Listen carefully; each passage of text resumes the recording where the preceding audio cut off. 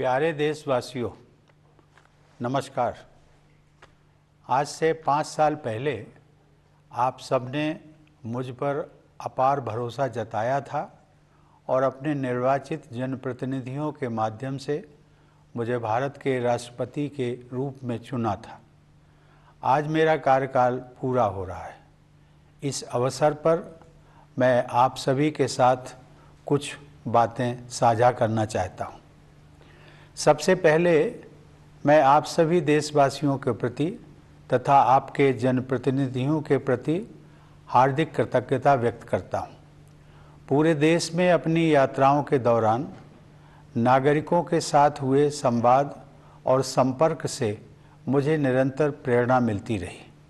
छोटे छोटे गांवों में रहने वाले हमारे किसान और मजदूर भाई बहन, नई पीढ़ी के जीवन को संवारने वाले हमारे शिक्षक, हमारी विरासत को समृद्ध बनाने वाले कलाकार, हमारे देश के विभिन्न आयामों का अध्ययन करने वाले विद्वान, देश की समृद्धि बढ़ाने वाले उद्यमी, देशवासियों की सेवा करने वाले डॉक्टर व नर्स, राष्ट्र निर्माण में संलग्न वैज्ञानिक व इंजीनियर, देश की न्याय व्यवस्था को योगदान देने वाले न्यायाधीश व अधिवक्ता, प्रशासन तंत्र को सुचारू रूप से चलाने वाले सिविल सर्वेंट्स, हर वर्ग को विकास से जोड़ने में सक्रिय हमारे सामाजिक कार्यकर्ता, भारतीय समाज में आध्यात्मिक प्रवाह को बनाए रखने वाले सभी पंथों के आचार्य व गुरुजन, आप सभी ने मुझे अपने कर्तव्यों का निर्वहन करने में भरपूर सहयोग दिया है। संक्षेप में कहूँ तो समाज के सभी वर्गों का मुझे पूरा सहयोग, समर्थन व आशीर्वाद मिला है। मेरे मनोमस्तिष्क में वे सभी क्षण विशेष रूप से अंकित रहेंगे जब मेरी मुलाकात अपनी सेनाओं, अर्धसैनिक बलों तथा पुलिस के बहादुर जवानों से होती थी। उन सभी में देश प्रेम की अद्भुत भावना देखने को मिलती है। अपनी विदेश यात्राओं के दौरान जब भी प्रवासी भारतीयों के साथ मेरा मिलना हुआ, हर बार मुझे मातृभूमि के प्रति उनके गहरे प्यार और अपनेपन का एहसास हुआ। देश के सर्वोच्च नागरिक पुरस्कार समारोहों के दौरान मुझे अनेक असाधारण प्रतिभाओं से मिलने का अवसर मिला। वे सभी पूरी लगन, अटूट समर्पण और दृढ़ निष्ठा के साथ एक बेहतर भारत के निर्माण में सक्रिय हैं। इस प्रकार अनेक देशवासियों से मिलने के बाद मेरा यह विश्वास और भी दृढ़ हुआ कि हमारे निष्ठावान नागरिक ही वास्तविक राष्ट्र निर्माता हैं और वे सभी भारत को बेहतर बनाने के लिए प्रयासरत हैं। ऐसे सभी निष्ठावान देशवासियों के हाथों में हमारे महान देश का भविष्य सुरक्षित है। प्यारे देशवासियों, अपने इन अनुभवों से गुजरते हुए अक्सर मुझे अपना बचपन भी याद आता रहा है कि किस तरह महत्वपूर्ण ऐतिहासिक घटनाएं हमारे व्यक्तिगत जीवन को प्रभावित करती रहीं। जब अपने छोटे से गांव में एक साधारण बालक के नज़रिए से मैं जीवन को समझने की कोशिश कर रहा था, तब देश को आज़ादी हासिल किए हुए कुछ ही साल हुए थे। देश के पुनर्निर्माण के लिए लोगों में एक नया जोश दिखाई देता था। उनकी आंखों में नए सपने थे। मेरे दिलो दिमाग में भी एक धुंधली सी कल्पना उभर रही थी कि एक दिन शायद मैं भी अपने देश के निर्माण में भागीदारी कर सकूंगा। कच्चे घर में गुजर बसर करने वाले एक परिवार के मेरे जैसे साधारण बालक के लिए हमारे गणतंत्र के सर्वोच्च संवैधानिक पद के बारे में कोई भी जानकारी होना कल्पना से परे था। लेकिन यह भारत के लोकतंत्र की ताकत है कि इसमें हर नागरिक के लिए ऐसे रास्ते खुले हैं जिन पर चलकर वह देश की नियति को संवारने में अपनी महत्वपूर्ण भूमिका निभा सकता है। कानपुर देहात जिले के परौख गांव के अति साधारण परिवार में पला बढ़ा वह रामनाथ कोविंद आज आप सभी देशवासियों को संबोधित कर रहा है। इसके लिए मैं अपने देश की जीवंत लोकतांत्रिक व्यवस्था की शक्ति को सत सत नमन करता हूँ। चूँकि मैंने अपने गांव का उल्लेख किया है, तो मैं इस बात का भी उल्लेख करना चाहूँगा कि राष्ट्रपति के कार्यकाल के दौरान अपने पैतृक गांव का दौरा करना और अपने कानपुर के विद्यालय में वयोवृद्ध शिक्षकों के पैर छूकर उनका आशीर्वाद लेना मेरे जीवन के सबसे यादगार पलों में हमेशा शामिल रहेंगे। इसी साल प्रधानमंत्री जी भी मेरे गांव परौंख आए और उन्होंने मेरे गांव की धरती का मान बढ़ाया। अपनी जड़ों से जुड़े रहना भारतीय संस्कृति की विशेषता है। मैं युवा पीढ़ी से यह अनुरोध करूंगा कि अपने गांव या नगर और अपने विद्यालयों तथा शिक्षकों से जुड़े रहने की इस परंपरा को आगे बढ़ाते रहें।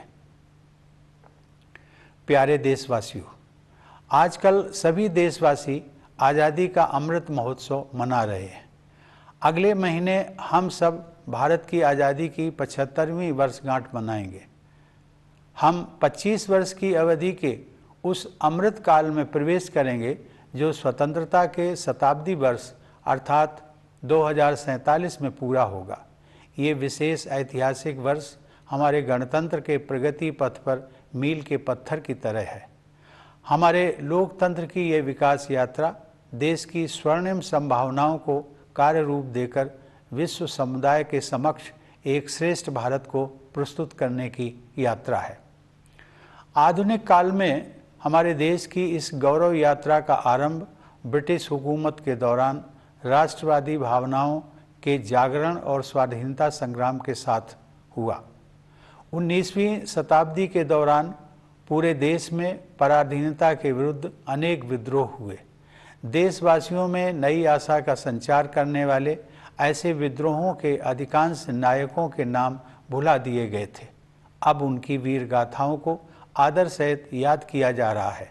19वीं सदी के अंतिम तथा 20वीं सदी के आरंभिक वर्षों में नवीन जन चेतनाओं का संचार हो रहा था और स्वाधीनता संग्राम की अनेक धाराएं प्रवाहित हो रही थी। वर्ष 1915 में जब गांधी जी स्वदेश लौटे, उस समय देश में राष्ट्रीयता की भावना और भी प्रबल हो रही थी। अनेक महान जन नायकों की उज्ज्वल आकाश गंगा का जैसा प्रकाश हमारे देश को 20वीं सदी के आरंभिक दशकों में प्राप्त हुआ, वह विश्व इतिहास में अतुलनीय है। जहाँ एक और आधुनिक युग के एक ऋषि की तरह गुरुदेव रवींद्रनाथ टैगोर हमारी सांस्कृतिक विरासत से देशवासियों को फिर से जोड़ रहे थे, वहीं दूसरी ओर बाबा साहब भीमराव अंबेडकर समानता के आदर्श की ऐसी पुरजोर वकालत कर रहे थे जैसा अधिकांश विकसित देशों में भी दिखाई नहीं दे रहा था। तिलक और गोखले से लेकर भगत सिंह और नेताजी सुभाष चंद्र बोस तक, जवाहरलाल नेहरू, सरदार पटेल और श्यामा प्रसाद मुखर्जी से लेकर सरोजिनी नायडू और कमला देवी चट्टोपाध्याय तक, ऐसी अनेक विभूतियों का केवल एक ही लक्ष्य के लिए तत्पर होना मानवता के इतिहास में अन्यत्र नहीं देखा गया है। मेरे मस्तिष्क में और भी कई विभूतियों के नाम उभर रहे हैं, लेकिन मेरे कहने का तात्पर्य यह है कि स्वाधीन भारत की विभिन्न परिकल्पनाओं से संपन्न अनेक महान नेताओं ने भारत की स्वाधीनता के लिए त्याग और बलिदान के अद्भुत उदाहरण प्रस्तुत किए। इसमें कोई संदेह नहीं है कि स्वाधीनता संग्राम पर गांधी जी के परिवर्तनकारी विचारों का प्रभाव सबसे अधिक पड़ा और उस दौरान उन्होंने कोटि कोटि देशवासियों की जीवन धारा को नई दिशा दे दी। देवियों और सज्जनों, लोकतंत्र के जिस पथ पर हम आज आगे बढ़ रहे हैं, उसकी रूपरेखा हमारी संविधान सभा द्वारा तैयार की गई थी। उस सभा में पूरे देश का प्रतिनिधित्व करने वाले अनेक महानुभावों में हंसाबेन मेहता, दुर्गाबाई देशमुख, राजकुमारी अमृत कौर तथा सुचेता कृपलानी सहित 15 महिलाएं भी शामिल थीं। संविधान सभा के सदस्यों के अमूल्य योगदान से निर्मित भारत का संविधान हमारा प्रकाश स्तंभ रहा है और इसमें निहित आदर्श चिरकाल से संरक्षित भारतीय जीवन मूल्यों का हिस्सा रहे हैं। संविधान को अंगीकृत किए जाने से एक दिन पहले संविधान सभा में अपने समापन वक्तव्य में डॉक्टर अंबेडकर ने लोकतंत्र के सामाजिक और राजनैतिक आयामों के बीच के अंतर को स्पष्ट किया था। उन्होंने कहा था कि हमें केवल राजनीतिक लोकतंत्र से संतुष्ट नहीं होना चाहिए। मैं उनके शब्दों को आप सबके साथ साझा करता हूँ। उन्होंने कहा था, हमें अपने राजनीतिक लोकतंत्र को एक सामाजिक लोकतंत्र भी बनाना चाहिए। राजनीतिक लोकतंत्र टिक नहीं सकता यदि वह सामाजिक लोकतंत्र पर आधारित न हो। सामाजिक लोकतंत्र का क्या अर्थ है? इसका अर्थ है जीवन का वह तरीका जो स्वतंत्रता, समानता और बंधुता को जीवन के सिद्धांतों के रूप में मान्यता देता है। स्वतंत्रता, समानता और बंधुता के इन सिद्धांतों को एक त्रिमूर्ति के अलग अलग हिस्सों के रूप में नहीं देखना चाहिए। उनकी त्रिमूर्ति का वास्तविक अर्थ यह है कि उनमें से किसी भी हिस्से को एक दूसरे से अलग करने पर लोकतंत्र का वास्तविक उद्देश्य ही समाप्त हो जाता है। प्यारे देशवासियों, जीवन मूल्यों की यह त्रिमूर्ति आदर्शयुक्त, उदारतापूर्ण और प्रेरणादायक है। इस त्रिमूर्ति को अमूर्त अवधारणा मात्र समझना गलत होगा। केवल आधुनिक ही नहीं बल्कि हमारा प्राचीन इतिहास भी इस बात की गवाही देता है कि वे तीनों जीवन मूल्य हमारे जीवन की सच्चाई हैं। उन्हें हासिल किया जा सकता है और वस्तुतः उन्हें विभिन्न युगों में हासिल किया भी गया है। हमारे पूर्वजों और हमारे आधुनिक राष्ट्र निर्माताओं ने अपने कठिन परिश्रम और सेवा भावना के द्वारा न्याय, स्वतंत्रता, समता और बंधुता के आदर्शों को चरितार्थ किया था। हमें केवल उनके पद चिन्हों पर चलना है और आगे बढ़ते रहना है। सवाल उठता है कि आज के संदर्भ में एक सामान्य नागरिक के लिए ऐसे आदर्शों का क्या अर्थ है। मेरा मानना है कि उन आदर्शों का प्रमुख लक्ष्य सामान्य व्यक्ति के लिए सुखमय जीवन का मार्ग प्रशस्त करना है। इसके लिए सबसे पहले सामान्य लोगों की मूलभूत आवश्यकताएं पूरी की जानी चाहिए। अब संसाधनों की कमी नहीं है। हर परिवार के पास बेहतर आवास तथा पीने के पानी और बिजली की सुविधा उपलब्ध हो, इस दिशा में हम काम कर रहे हैं। यह बदलाव विकास की बढ़ती हुई गति तथा भेदभाव से पूर्णतः मुक्त सुशासन द्वारा ही संभव हो सका है। मूलभूत आवश्यकताओं को उपलब्ध कराने के बाद यह सुनिश्चित करना है कि प्रत्येक नागरिक अपनी क्षमताओं का उपयोग करते हुए खुशी के अवसर तलाशे तथा अपने नितांत निजी गुणों का समुचित उपयोग करते हुए अपनी नियति का निर्माण करे। इस दिशा में आगे बढ़ने के लिए शिक्षा ही मुख्य साधन है। मेरा मानना है कि राष्ट्रीय शिक्षा नीति युवा भारतीयों के लिए अपनी विरासत से जुड़ने और 21वीं सदी में अपने पैर जमाने में बहुत सहायक सिद्ध होगी। उनके विकासमान भविष्य के लिए अच्छी स्वास्थ्य सेवाएं अनिवार्य हैं। कोविड की वैश्विक महामारी ने सार्वजनिक स्वास्थ्य सेवा के बुनियादी ढांचे में और भी अधिक सुधार की आवश्यकता को रेखांकित किया है। मुझे खुशी है कि सरकार ने इस कार्य को सर्वोच्च प्राथमिकता दी है। शिक्षा और स्वास्थ्य सेवाओं का लाभ उठाते हुए हमारे देशवासी सक्षम बन सकते हैं और आर्थिक सुधारों का लाभ लेकर अपने जीवन निर्माण के लिए सर्वोत्तम मार्ग अपना सकते हैं। 21वीं सदी को भारत की सदी बनाने के लिए हमारा देश सक्षम हो रहा है, यह मेरा दृढ़ विश्वास है। प्यारे देशवासियों, अपने कार्यकाल के 5 वर्षों के दौरान मैंने अपनी पूरी योग्यता से अपने दायित्वों का निर्वहन किया है।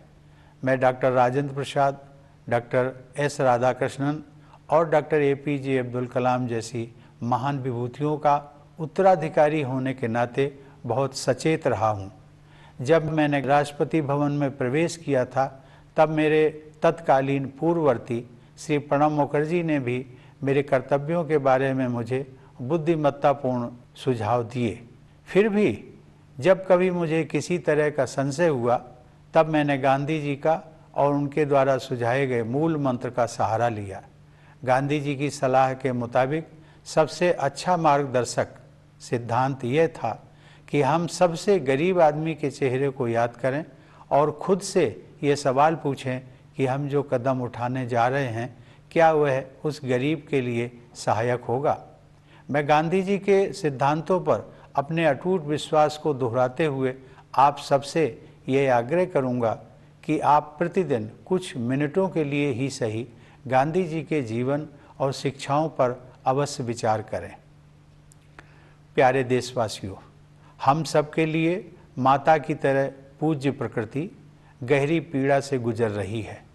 जलवायु परिवर्तन का संकट हमारी धरती के भविष्य के लिए गंभीर खतरा बना हुआ है। हमें अपने बच्चों की खातिर अपने पर्यावरण, अपनी ज़मीन, हवा और पानी का संरक्षण करना है। अपनी दिनचर्या में तथा रोज़मर्रा की चीज़ों का इस्तेमाल करते समय हमें अपने पेड़ों, नदियों, समुद्रों और पहाड़ों के साथ साथ अन्य सभी जीव जंतुओं की रक्षा के लिए बहुत सावधान रहने की ज़रूरत है। प्रथम नागरिक के रूप में यदि अपने देशवासियों को मुझे कोई एक सलाह देनी हो तो मैं यही सलाह दूंगा। अपने वक्तव्य का समापन करते हुए मैं एक बार फिर सभी देशवासियों के प्रति हार्दिक कृतज्ञता व्यक्त करता हूं। भारत माता को सादर नमन करते हुए मैं आप सभी के उज्जवल भविष्य की मंगल कामना करता हूं। धन्यवाद। जय Hind.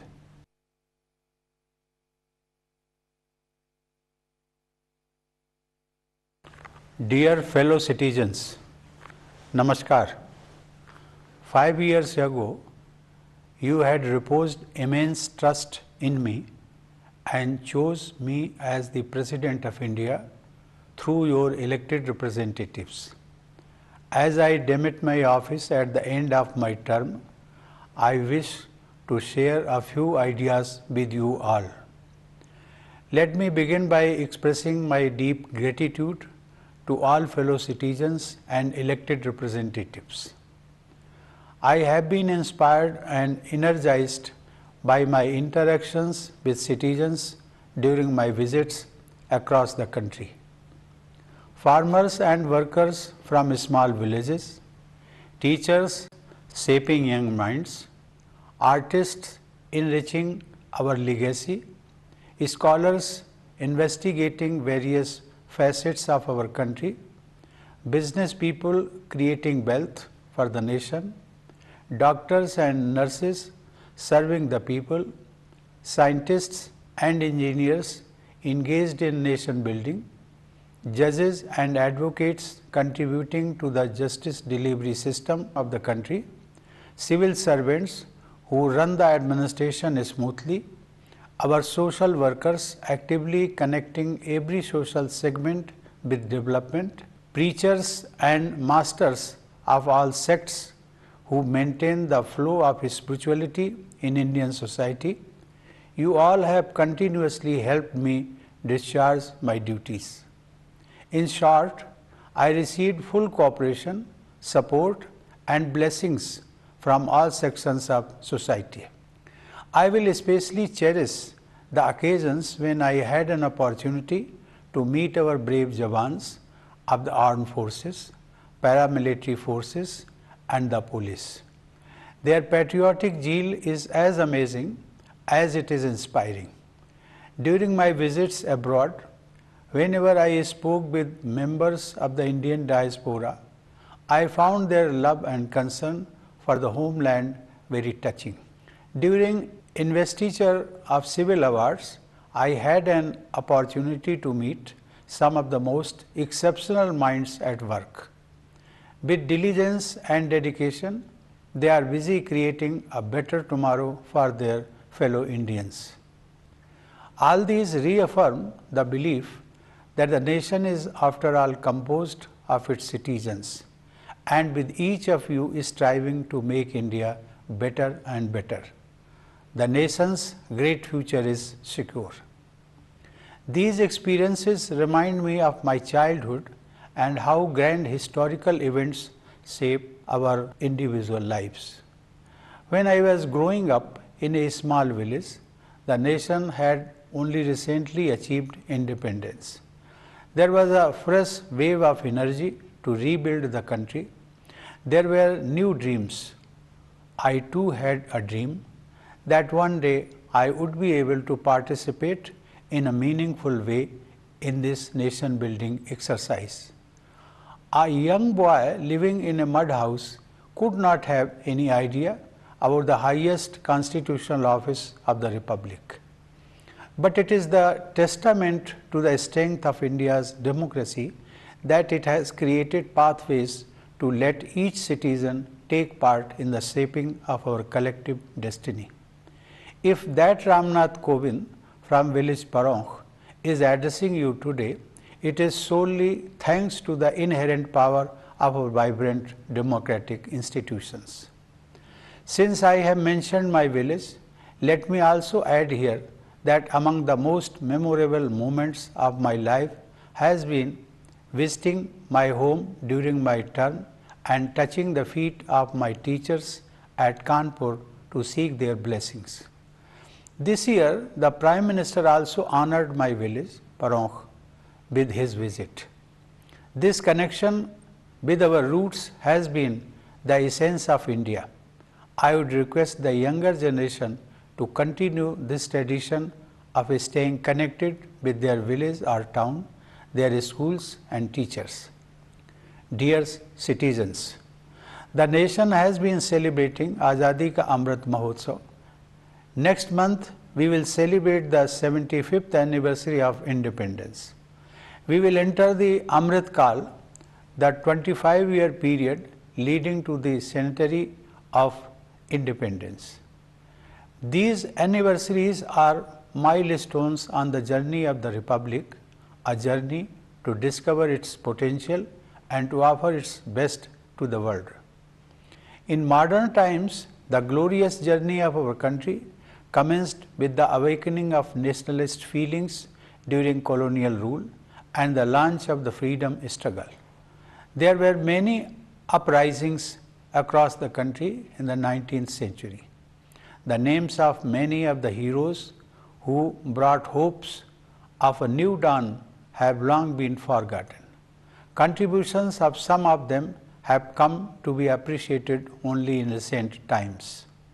Around the turn of the century, the various struggles were coming together, creating a new consciousness.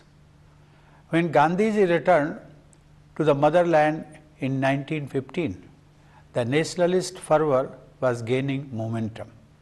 I have always strongly believed that no other country has been as fortunate as India in having a galaxy of leaders, each of whom was an exceptional mind within a span of a few decades in the early 20th century. Gurudev Rabindranath Tagore, like a modern day rishi, was at work to help us find our cultural roots again, while Babasaheb Bhimrao Ambedkar was vigorously advocating the cause of equality that was unheard of in most advanced countries. From Tilak and Gokhale to Bhagat Singh and Netaji, from Jawaharlal Nehru, Sardar Patel and Syama Prasad Mukherjee to Sarojini Naidu and Kamala Devi Chattopadhyay. Nowhere in the history of humankind have so many great minds come together for a common cause.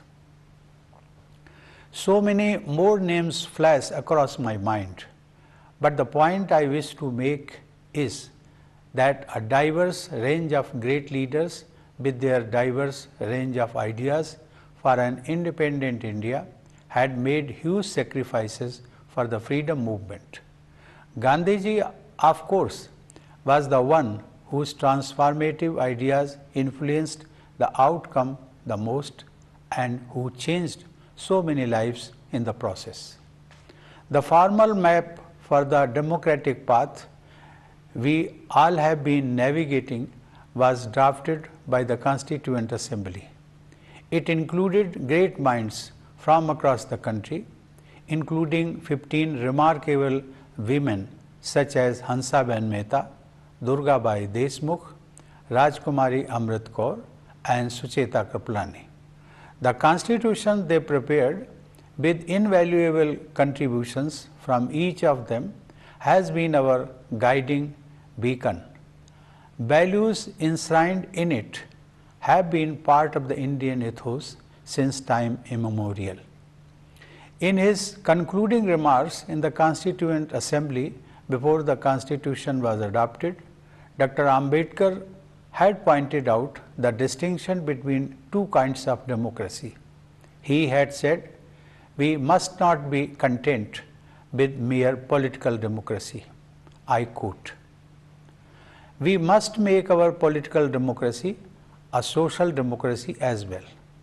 Political democracy cannot last unless there lies at the base of it social democracy." What does social democracy mean? It means a way of life which recognizes liberty, equality, and fraternity as the principles of life. These principles of liberty, equality, and fraternity are not to be treated as separate items in a trinity. They form a union of trinity in the sense that to divorce one from the other is to defeat the very purpose of democracy." Unquote. Dear fellow citizens, this trinity of ideals is lofty, noble, and uplifting. They must not be mistaken for abstractions. Our history, not only of modern times, but also from ancient times, reminds us that they are real, that they can be realized, and indeed have been realized in different eras. Our ancestors and founders of our modern nation exemplified the meaning of justice, liberty, equality, and fraternity with hard work and an attitude of service. We only have to follow in their footsteps and keep walking. And what do such ideals mean for a common citizen today? I believe the chief goal is to help them discover the joy of living. For that, first of all, their basic necessities must be taken care of. We have indeed come a long way from the days of shortages of resources. We are working with the objective of providing better housing and access to drinking water and electricity for every family.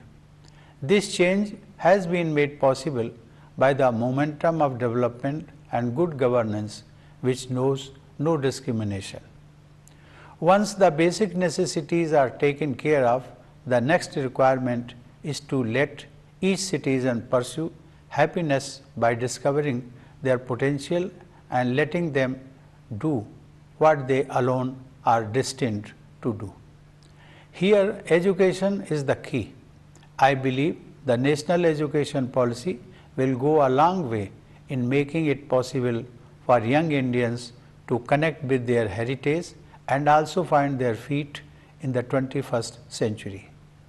To let them flourish tomorrow, healthcare is essential. The pandemic has underlined the need to further improve the public healthcare infrastructure. I am glad that the government has accorded top priority to this task. Once education and healthcare are in place, economic reforms will let citizens find the best course for their lives. I firmly believe that our country is getting equipped to make the 21st century the century of India. Dear citizens, during the 5 years of my term, I have discharged my responsibilities to the best of my ability. I have been conscious of being a successor to great icons like Dr. Rajendra Prasad, Dr. S. Radhakrishnan, and Dr. APJ Abdul Kalam. When I entered the Rashtrapati Bhavan, my immediate predecessor, Sri Pranab Mukherjee, also shared his wise counsel with me about my duties. Still, whenever I was in doubt, I turned to Gandhiji and his famous talisman. His advice of recalling the face of the poorest man and asking myself if the step I am about to take will be of any use to him. At the risk of repeating myself, I will urge you to contemplate Gandhiji's life and teachings at least for a few minutes every day. Dear fellow citizens, Mother Nature is in deep agony and the climate crisis can endanger the very future of this planet. We must take care of our environment, our land, air and water for the sake of our children. In our daily lives and routine choices, we must be more careful to protect our trees, rivers, seas and mountains as well as other living beings. As the first citizen, if I have to give one advice to my fellow citizens, it has to be this. At the conclusion of my address, I once again express my heartfelt gratitude to all my fellow citizens, my salutations to Mother India, and my best wishes to all of you for a very bright future. Thank you. Jai Hind.